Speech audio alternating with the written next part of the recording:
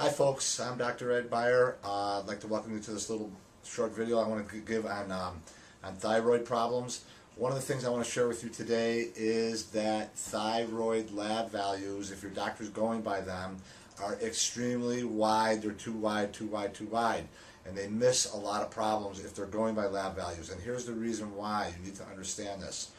Is that the way that a lab determines a range. For example, the typical thyroid test that your doctor will run, they'll be looking at TSH, or thyroid stimulating hormone, which comes from your pituitary gland in your brain and drives your thyroid gland to make T4 and T3.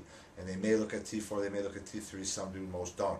Anyhow, my point is that the way that a lab determines a range for your TSH is they take the average low and the average high who has been in that lab for the last year for that marker, for TSH or for any lab marker except for cholesterol.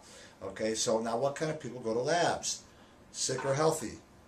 Usually sick people. So lab ranges are based for the most part on sick people.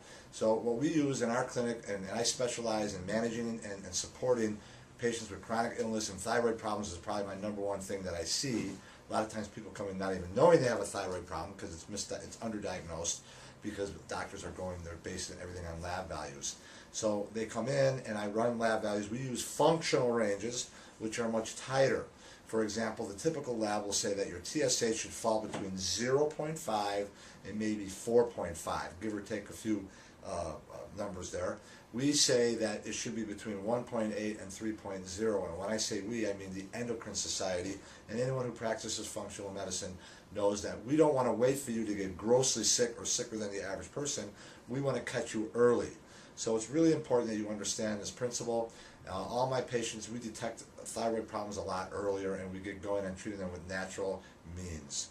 So if this makes sense to you, I recommend that you go to our website at thyroidtx.com. There you can get some more information. Have a good day.